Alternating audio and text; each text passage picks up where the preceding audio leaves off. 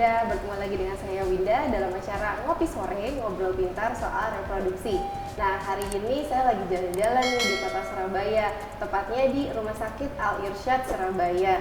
Dan hari ini saya sudah bersama dengan Dokter Ari Fandi Pambudi, spesialis obstetri ginekologi. Apa kabar, dokter? Alhamdulillah baik.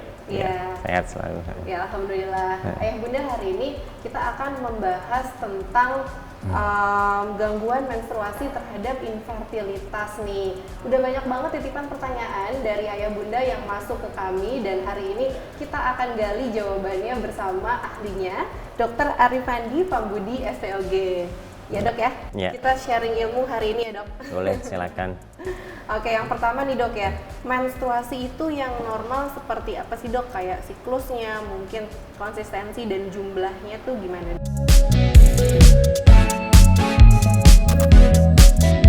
Ya, baik. Jadi yang dinamakan menstruasi yang normal itu secara singkat aja. Jadi mensnya kurang lebih 1 bulan 1 kali ya.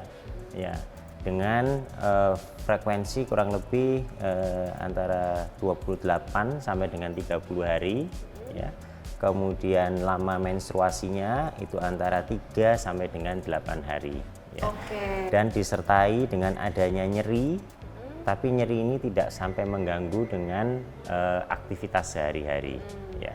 Dan jumlah pendarahannya itu tidak lebih dari antara 4 sampai dengan 5. Oke, Ya. berarti ganti 4 sampai 5 pembalut Ya. ya dok ya. Ya. 1 hari itu normal ya. Ya. Kemudian kalau misalnya menstruasinya kayak 2 bulan sekali atau 3 bulan sekali, berarti itu udah nggak normal ya dok ya? Ya, itu berarti sudah mulai ada terjadi suatu gangguan dari siklus menstruasinya. Oke, nah gangguannya tuh apa aja nih dok biasanya yang membuat menstruasi mungkin siklusnya jadi lebih panjang atau mungkin jadi lebih banyak, 1 hari bisa 8 kali Ya. gitu. Ya. Ya, jadi kalau dari kondisi standar tadi yang sudah saya sampaikan, maka gangguan menstruasi itu kita bagi menjadi dari jumlah pendarahannya. Apabila jumlah perdarahannya cukup banyak sekali ya, sampai ganti beberapa kali pembalut dalam 1 hari ya, itu disebut dengan menorragia ya. Sedangkan apabila jumlah pendarahannya itu tidak banyak, tetapi seperti kayak flek-flek gitu ya, jadi keluar sedikit-sedikit gitu ya, itu disebut dengan metrorragia ya. Sedangkan kalau kombinasi jumlah pendarahannya sedikit, kemudian banyak, kemudian agak memanjang, itu disebut dengan menometrorragia ya. Kemudian yang kedua lagi, gangguan menstruasi apabila waktunya kurang dari 3 hari disebut dengan oligomenorrhea ya. Jadi siklus mensnya dalam tiap bulan nggak nyampe 3 hari, hanya 1 sampai 2 hari aja sudah bersih ya. Atau siklus menstruasinya ini panjang dengan jumlah pendarahan yang banyak, misalnya lebih dari 8 hari ya, dalam sebulan sampai seminggu lebih atau bahkan 2 minggu, itu disebut dengan hipermenorrhea ya. Jadi ada beberapa macam dari gangguan menstruasi. Sama satu lagi yang terakhir, dari kualitas nyeri ini juga yang paling banyak juga, nyerinya saat menstruasi sampai mengganggu aktivitas, bahkan bisa sampai harus masuk rumah sakit dan lain sebagainya, itu disebut dengan dysmenorrhea. Dysmenorrhea. Jadi mulai dari konsistensi, kemudian panjangnya, frekuensinya, kemudian nyerinya ya, juga ya. Oke, berarti kalau misalnya menstruasi yang kalau di awal baru ngeflek terus, tapi nanti normal gitu dok, perdarahan itu masih normal ya dok ya? Kalau di awal masih normal, ya, asal masih dalam kurun waktu lama frekuensinya itu ya, antara 3 sampai dengan 8 hari itu ya. Iya, siap dok. Ya. Nah, kemudian yang menyebabkan gangguan menstruasinya itu dok, jadi yang menyebabkan dia menstruasinya terlalu banyak, terlalu sedikit, terlalu panjang, pendek, atau terlalu nyeri itu apa sih dok biasanya dok?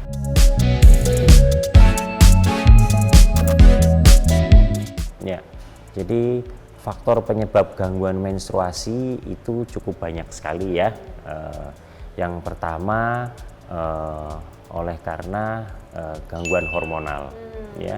Gangguan hormonal ini bisa disebabkan oleh karena satu, bisa oleh karena lifestyle sekarang yang paling banyak, yaitu oleh karena pola hidup, kemudian nutrisi, faktor makanan, ya, terutama dengan, ya mohon maaf, terkait dengan berat badan atau obesitas, ya, kemudian lagi stres, alkohol, merokok, yaitu masuk dalam lifestyle. Kemudian yang kedua, adanya kelainan dari organ reproduksi, ya, misalnya adanya tumor, yaitu baik itu kista ataupun miom, ya. Kemudian yang ketiga, adanya faktor infeksi, ya, juga bisa. Kemudian yang keempat lagi oleh karena gangguan sistem hormon yang ada di, atau penyakit metabolik. Penyakit metabolik yang mempengaruhi, misalnya adanya kencing manis, darah tinggi, kemudian gangguan hormon oleh karena penyakit gondok, ya, atau tiroid itu, ya. Oh, itu berpengaruh ya, Dok? Itu sangat berpengaruh juga, itu misalnya. Ya, mungkin sekitar itu, ya, penyebabnya, ya. Jadi cukup komplikasi juga ya, Dok? Ya. Sampai ke berat badan, terus tadi tiroid pun bisa mempengaruhi menstruasi, karena si perempuan ini memang hormonalnya itu sangat berpengaruh terhadap tubuhnya dia, ya, Dok? Ya, seperti itu, ya. Ya, Dok. Selanjutnya, ya, Dok, ya. Kemudian yang menjadi faktor-faktornya nih, Dok, contoh ya kayak tadi tuh, kok kalau naik berat badan, obesitas, kok jadi gangguan menstruasinya, itu gimana sih, Dok? Kan sekarang ada nih, Dok, ya, beberapa komunitas juga nih, kan ada PCOS gitu, ya, di Klinik Fertilitas Indonesia ini cukup banyak pasien infertil atau mengalami gangguan kesuburan karena penyebabnya si PCOS. Itu gimana, Dok? Maksudnya dari si berat badan ini terus kok jadi berpengaruh sampai dia kesulitan gitu punya anak.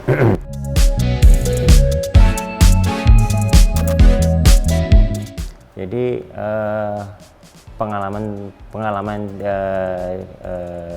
pengalaman pribadi juga, ya, itu bahwa kasus gangguan menstruasi ini ternyata paling banyak disebabkan oleh karena lifestyle saat ini. Lifestyle paling banyak saat ini, ya, trennya paling banyak oleh karena lifestyle, dan itu tidak hanya dialami oleh pada pasangan-pasangan yang baru menikah yang akan punya momongan dengan adanya gangguan menstruasi, tetapi sekarang lebih maju lagi pada yang usia-usia yang belum menikah, ya, atau yang baru pertama kali menstruasi pun juga sudah mengalami ada gangguan seperti itu. Nah, ini yang paling banyak oleh karena pengaruh dari nutrisi, terutama yang terkait sama berat badan atau obesitas itu sendiri, ya. Jadi kalau tadi sudah disampaikan, yaitu salah satunya adalah PCOS itu tadi, ya. Jadi atau disebut dengan sindroma polikistik ovarium, ya. Itu dengan adanya ditandai dengan adanya adanya gangguan menstruasi, ya. Kemudian yang kedua itu adanya pertumbuhan dari rambut, ya, yang berlebih, baik itu di tangan, kemudian di mana, di adanya berkumis, ya, kemudian adanya bisa di punggung, di kaki, ya. Nah, itu yang kedua. Dan yang ketiga, pada pemeriksaan dengan menggunakan ultrasound, ya, dengan USG, kita dapatkan sel folikelnya itu atau sel telurnya itu tidak tumbuh. Bukan tidak tumbuh, adanya gangguan atau adanya hambatan, sehingga tidak bisa matang, tidak bisa normalnya, ya, tidak bisa matang, ya, tidak bisa pecah pada saat masa suburnya. Mengapa demikian? Oleh karena nutrisi yang berlebih itu kita ketahui dengan adanya kolesterol yang berlebih juga, ini akan mempengaruhi dari kualitas hormon di dalam tubuh seorang wanita itu sendiri. Nah, pengaruhnya bisa kemana-mana. Kalau akibat dari peningkatan kolesterol yang berlebih, bisa mempengaruhi di sentral, di otak, sehingga mengganggu produksi dari hormon-hormon yang mengatur dari siklus menstruasi. Gitu, ya. Kemudian juga di sistem kandungannya, akibat dari hormon yang berlebih itu sendiri, maka dia mengganggu dari pertumbuhan dari sel telurnya itu sendiri. Nah, salah satu hormon yang berpengaruh di sini adalah hormon androgennya akan meningkat. Hormon androgen? Iya, hormon yang banyak pada laki-laki. Tapi di perempuan pun ada? Di perempuan pun juga bisa meningkat karena pengaruh dari kolesterol ini tadi yang meningkat. Oke. Jadi mulai dari lifestyle yang kurang bagus nih, Ya. makanan yang kurang bagus, kemudian berat badannya naik, Ya. lalu mempengaruhi hormon androgen naik. Iya. Jadi Dan kan juga apa terakhir pengaruh yang paling banyak juga sama insulin. insulin. Iya. Oh, Jadi oke. insulin itu diproduksi dia untuk mengantarkan makanan. Untuk mengantarkan makanan ke organ-organ. Nah, karena ini berlebih sehingga insulinnya juga ikut terganggu. Akibat insulinnya ikut terganggu, maka sel telur pun juga akhirnya akan ikut terganggu juga di sini. Oke dok, makanya tuh saya pernah dengar ya dok ya, Iya. kadang penderita PCOS itu mereka treatmentnya itu dengan metformin, padahal itu obat-obatan untuk diabetes gitu Iya, ya dok. betul, Oh iya. seperti itu karena mempengaruhi si insulin ya. Iya, iya, Oke. pengaruh dari insulin. Iya, Jadi ya cukup kompleks ternyata kompleks ya. pengaruhnya ke apa namanya ke siklus menstruasi atau ke sistem reproduksinya ya. Oke, Iya. iya dok. Nah kemudian dok tadi kan kalau yang kita bicarakan kan itu lebih ke gangguannya tuh mengarah ke PCOS ya dok kan. Iya. Kemudian tadi kayak gangguan lain seperti siklusnya panjang, konsistensinya sedikit atau banyak atau mungkin rentang dari 3-8 hari mungkin bisa lebih bisa kurang, itu tuh sebenarnya bisa diobati nggak sih dok? Kayak contohnya nih misalnya saya sekarang menstruasinya 15 hari. Iya. Itu bisa nggak nih kalau aku obatin di siklus yang ini terus siklus bulan depannya jadi normal lagi gitu dok?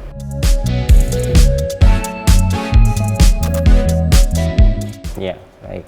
Jadi pada kasus dengan gangguan menstruasi, ya, penanganannya adalah yang pertama kita mencari kausanya atau mencari penyebabnya, ya.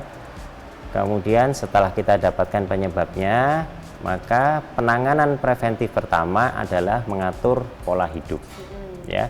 Jadi dengan konsumsi nutrisi yang sehat, ya, itu misalnya dengan sayur ataupun buah-buahan. Kemudian yang kedua dengan olahraga teratur, apalagi ini kalau semuanya terkait dengan ya mohon maaf kasus PCOS tadi itu ya, atau dengan obesitas ya, karena diharapkan dengan penurunan berat badan 5 sampai dengan 10%, siklus menstruasi ini akan kembali dengan normal, ya. Kemudian yang kedua, apabila dengan merubah pola hidup masih tetap belum membuahkan hasil, maka perlu dengan terapi. Terapi di sini adalah dengan mengatur lagi siklus menstruasi, kita berikan obat-obatan hormonal. Ya. Kemudian yang ketiga, tadi ada satu penyebab yang memang kalau ternyata penyebabnya adalah keganasan, ya, maka perlu satu tindakan yang lebih aktif dalam hal ini untuk melihat penyebab dari gangguan siklus menstruasinya itu sendiri. Ya. Kemudian yang keempat, ya, nah ini tergantung kalau nanti siklus menstruasinya sudah teratur, baik itu dengan obat-obatan ataupun dengan tindakan yang aktif. Nah, tergantung dari pasangan tersebut apakah hanya untuk sekedar mengatur siklus menstruasi ataukah memang ada arah tahapan yang lebih lanjut lagi, misalnya yang terkait dengan infertilitasnya atau yang lainnya. Seperti itu. Baik Ya. dok. Berarti sebetulnya penanganannya cukup mudah ya dok ya. Ya. Cuma memang butuh perjuangan juga nih buat ibu-ibu kan turunin berat badan, ganti Ya, pola hidup, itu ganti yang makan tuh. Apalagi olahraga kan kadang suka males ya dok Ya, ya. betul itu juga Jadi kalau ya. saya udah merubah lifestyle, kemudian Ya. masih belum ada perbaikan, ada Ya. terapi ya dok ya. Ya, Tapi ada kalau untuk terapi. yang ada arah ke keganasan itu mungkin ada tindakan tersendiri Betul, ya dok. ya. Baik. Nah dok, pertanyaan terakhir nih dok dari pasien tadi ada titip pertanyaan. Jadi pasangan ini tuh mau ada program kehamilan. Cuma Ya. kan kalau di program hamil tuh biasanya untuk pemeriksaannya itu pada saat menstruasi ya dok ya untuk Ya. istri. Ya. Cuma yang bersangkutan ini ternyata menstruasinya nggak teratur. Jadi kadang mens, kadang nggak boleh nggak melakukan pemeriksaan saat tidak menstruasi gitu dok.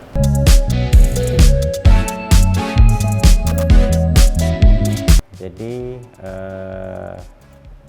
pada kasus infertilitas dengan gangguan menstruasi, ya, otomatis yang lini pertama yang harus kita lakukan adalah dengan mengatur siklus menstruasinya terlebih dahulu. Ya, ya dia volumenya datang dengan saat kondisi menstruasi, apalagi dengan menstruasi yang tidak teratur, ya pasti akan kesulitan ya untuk datang kapan saat yang tepat ya. Jadi otomatis kita harus melakukan regulasi. Regulasi itu artinya dengan mengatur dulu siklus haidnya dengan menggunakan baik kombinasi ya, baik itu terapi hormonal ataupun merubah pola gaya hidup apabila memang didapatkan indikasi tersebut. Nah, setelah menstruasinya baik, teratur, baru kita lakukan intervensi program kehamilan sesuai dengan kondisi si pasien. Oh baik, ya. Berarti dibuat teratur dulu, baru ya. nanti kita bisa menentukan program hamil yang tepat untuk ayah dan bunda. Iya, gitu. Oke, sangat menarik ya dok pembahasannya, tapi karena keterbatasan waktu dok, mungkin semoga kita next time bisa bergabung lagi nih dengan Rumah Sakit Al-Irsyad bersama Dr. Arifandi Pambudi SPOG untuk membahas tema yang lebih bermanfaat untuk ayah bunda di rumah ya dok ya. Mungkin terakhir dok, pesan dari dokter untuk ayah bunda di rumah yang sedang melakukan program kehamilan atau mau melakukan program kehamilan tapi masih bingung nih karena ada kendala gangguan menstruasi seperti itu, apa dok tipsnya dok yang harus langkah pertama dilakukan oleh ayah bunda? Silakan dok. Jadi pada pasangan-pasangan yang baru menikah ya perlu diamati bahwa yang disebut dengan infertilitas itu adalah setelah menikah selama setahun dengan berhubungan secara teratur ya, tetapi masih belum mempunyai momongan. Nah, ini yang harus diwaspadai. Jadi waktu adalah 1 tahun. Kemudian yang kedua, perlu juga dikenali adanya pola gangguan dari menstruasi itu sendiri. Ini tidak hanya pada pasangan yang sudah menikah, tetapi pada yang belum menikah pun juga sudah mulai mewaspadai adanya pola-pola gangguan menstruasi. Nah, apabila adanya gangguan pada pola menstruasi, karena ini bisa berpengaruh pada kondisi infertilitas, maka sebaiknya untuk dikonsultasikan lebih awal. Mungkin demikian yang bisa saya sampaikan ya. Baik, ya. Terima kasih Dr. Arifandi. Ya, sama-sama. Ya, ayah bunda, jangan lupa terus nantikan video kami berikutnya di konten Ngopi Sore, ngobrol pintar soal reproduksi. Dan juga jangan lupa subscribe untuk YouTube Klinik Fertilitas Indonesia. Baik dok, terima kasih banyak untuk hari ini. Sama-sama. Saya bersama Dr. Arifandi undur diri. Assalamualaikum warahmatullahi wabarakatuh. Selamat siang.